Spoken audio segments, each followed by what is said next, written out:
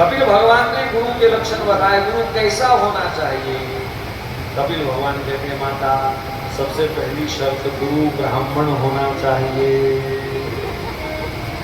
क्यों जी? ब्राह्मण का क्या काम है यहाँ पर? गुरु से हमको मंत्र लेना है। मंत्र लेना है ना, ये फोटो की जवानी है सर। बोलो, आवाज नहीं आती, आपकी नींद आ रही है क्या? गुरु से हमको क्या लेना है? मंत्र लेना है। मंत्र कहां से बोला जाता है? मुख से। मुख से। तो ब्राह्मणों अस्य मुखम आसीत्। ब्राह्मण भगवान का मुख है।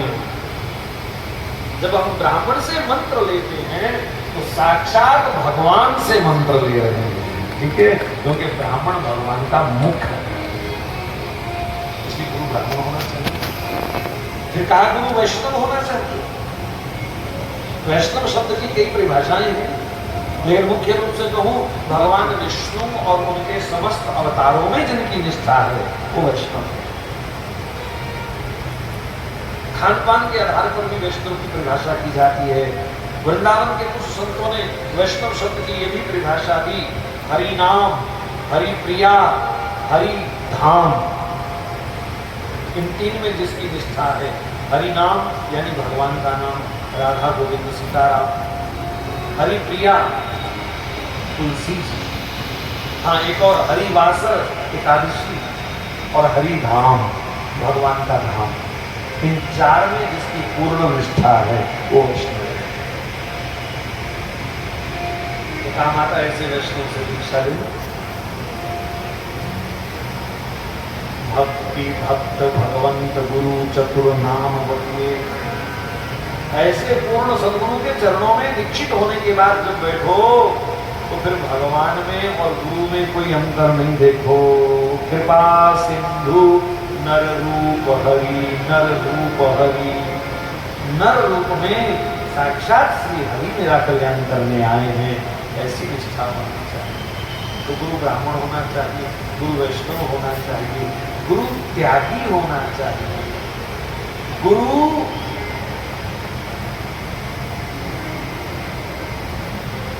निष्प्रिय भाव का होना चाहिए, मिलावट ना हो जिसके व्यवहार में। ये नहीं कि अमीर आवे तो ये वाला प्रसाद और कोई गरीब आवे तो वो वाला प्रसाद, ऐसा भेदभाव करने वाला गुरु नहीं। समदृष्टि है जिसकी। गोस्वामी जी महाराज ने संत की गुरु की एक बड़ी सुंदर परिभाषा बताई। संत सरल चित जगत हिता।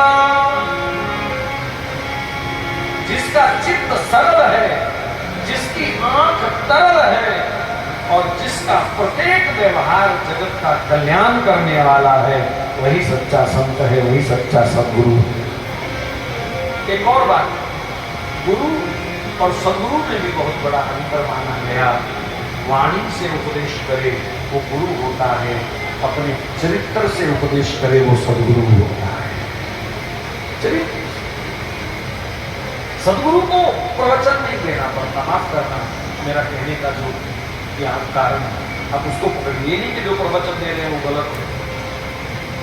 लेकिन शिष्य के सामने सद्गुरु को प्रवचन नहीं देना पड़ता।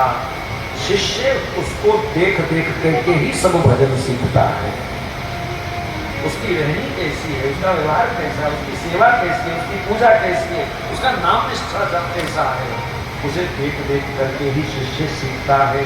तो जो अपने आचरण से शिक्षित करता है वो असल में वास्तविक सद्गुरु है। कपिल भगवान की बातें सुनते सुनते माता कपिल जी को मुस्कुराते हुए देख रही है, बातें भी सुन रही है और साथ साथ मुस्कुरा रही है।